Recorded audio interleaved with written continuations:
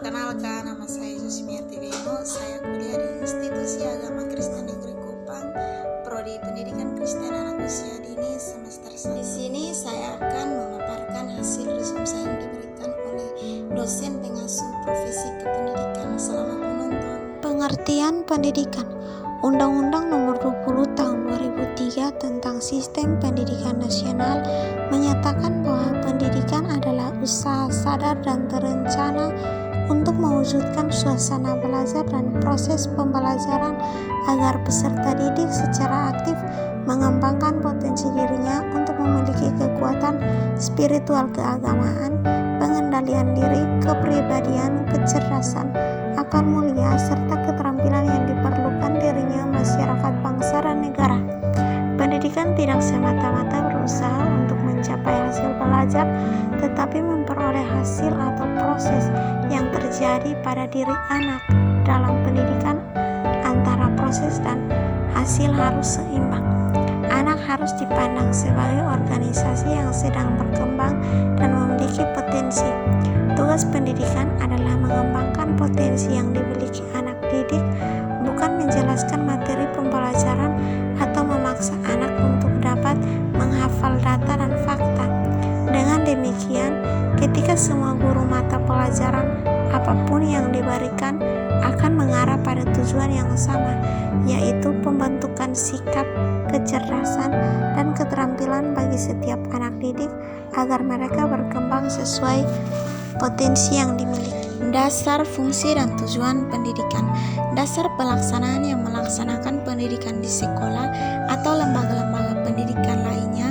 Dasar pendidikan di Indonesia secara yuridis formal telah dirumuskan antara lain: A.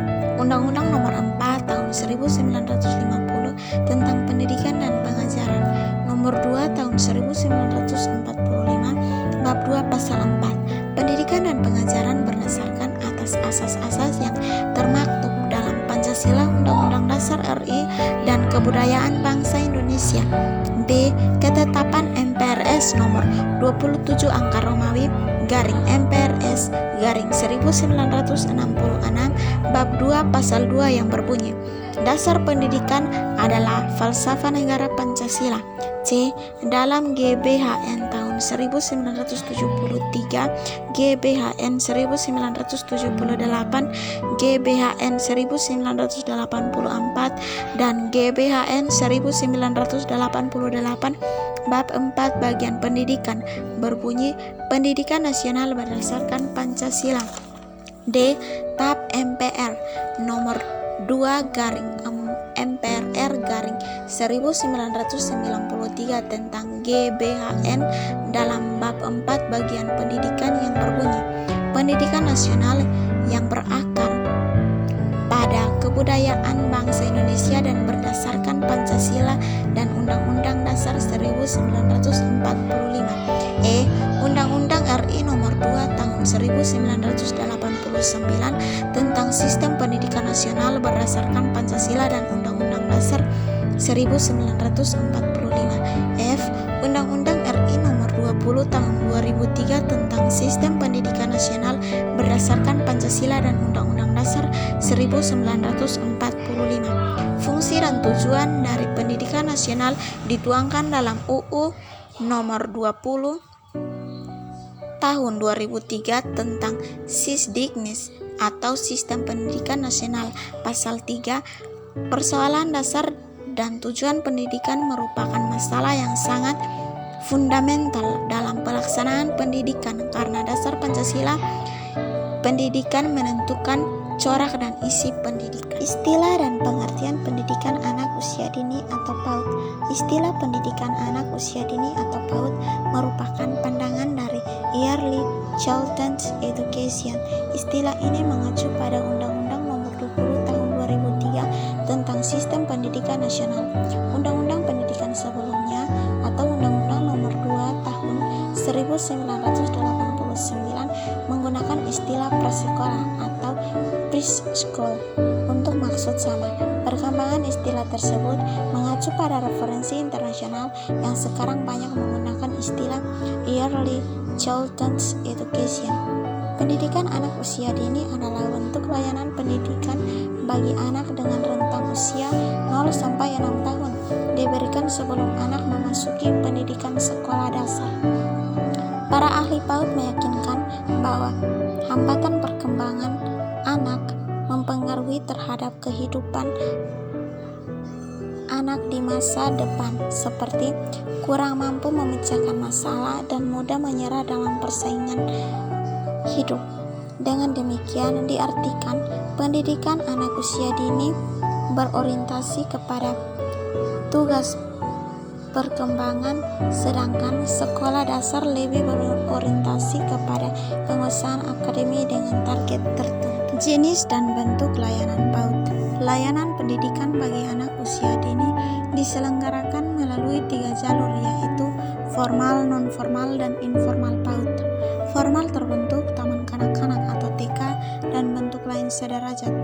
PAUD non-formal yaitu kelompok bermain atau RB atau taman penitipan anak atau TPA dan bentuk lain sederajat.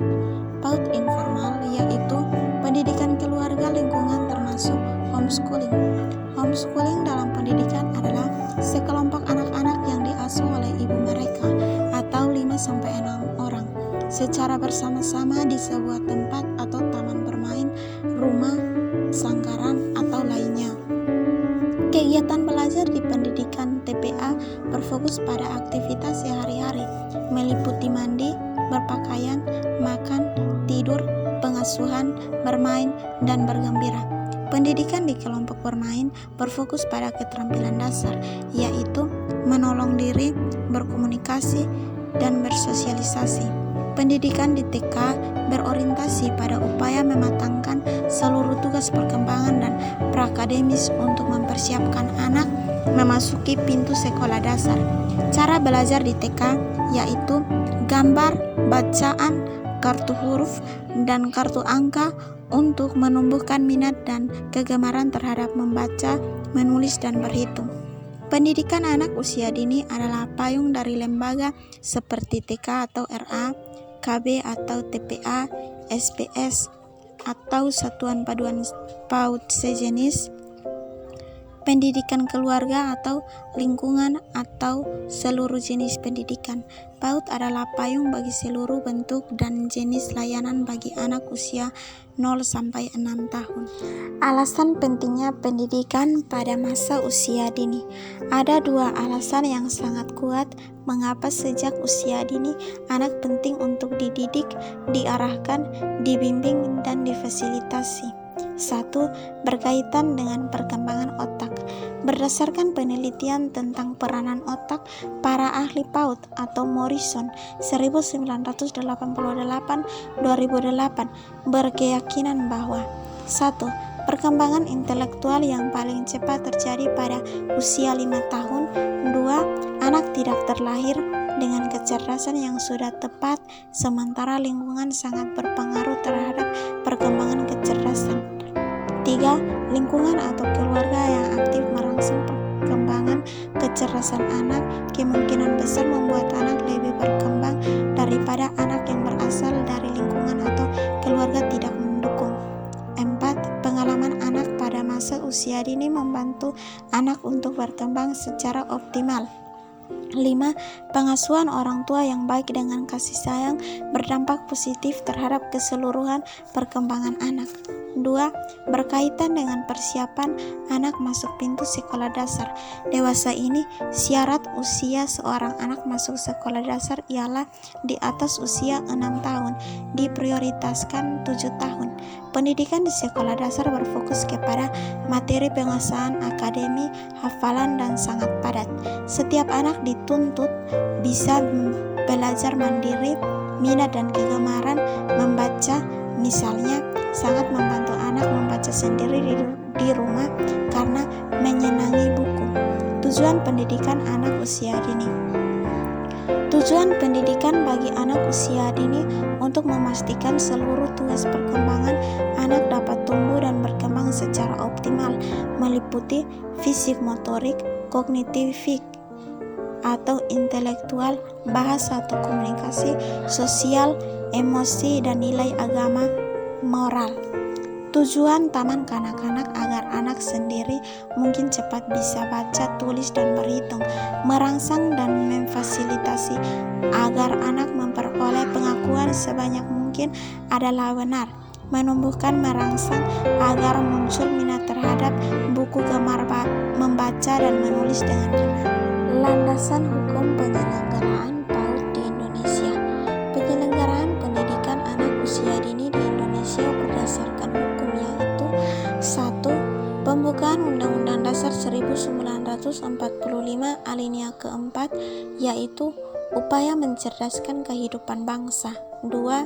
Amandemen Undang-Undang Dasar 1945 Pasal 28C, setiap anak berhak memperoleh pendidikan dan manfaat dari ilmu pengetahuan dan teknologi. 3. Undang-Undang Perlindungan Anak Nomor 23/2002 Pasal 4, setiap anak memperoleh pendidikan dan pengajaran dalam rangka pengembangan pribadinya. 4. Undang-Undang Sisdiknas Nomor 20/2003, pendidikan anak usia dini adalah suatu upaya yang ditujukan bagi anak sejak lahir sampai dengan 6 tahun. Pasal 28(1). Pendidikan anak usia dini diselenggarakan sebelum jenjang pendidikan dasar. 2.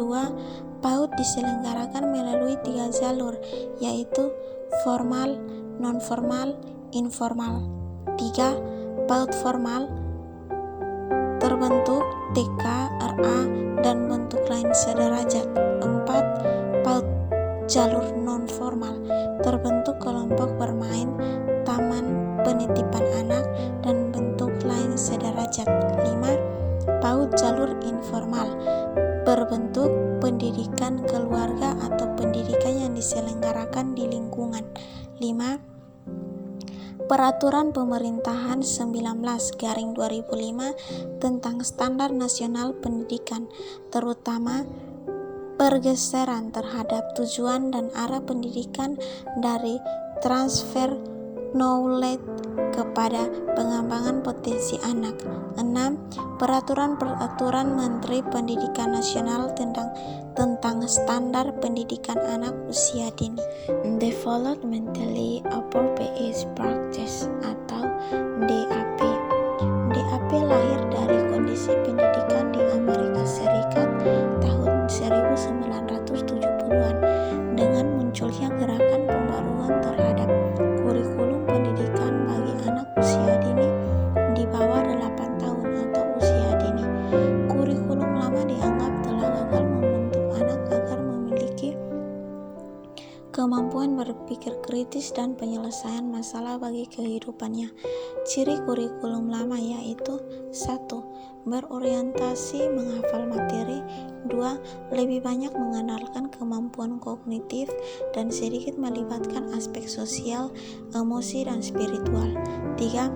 Materi diajarkan bersifat abstrak dan tidak konkret. 4. Antara materi yang diajarkan dengan yang lain terpisah, tidak terintegrasi, dan tidak berkaitan. 5. Bahan ajar tidak relevan dengan kehidupan nyata. 6. Guru berceramah dan anak hanya mendengar. 7. Tidak terjadi interaksi antara sesama teman dalam belajar. 8. Ujian banyak menggunakan pilihan ganda. Pendidikan berdasarkan konsep DAP adalah 1. Tergabungnya seluruh potensi dalam diri anak, bukan hanya aspek pengetahuan tetapi semua domain. 2. Adanya keterkaitan atau integrasi antara pembelajaran dengan kehidupan nyata. 3.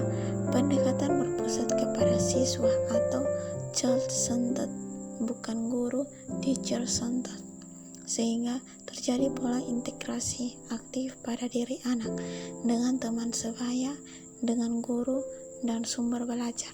4. Penilaian dilakukan tidak hanya terdapat hasil tetapi juga proses. 5. Belajar menjadi sesuatu yang menantang sekaligus menyenangkan. 6.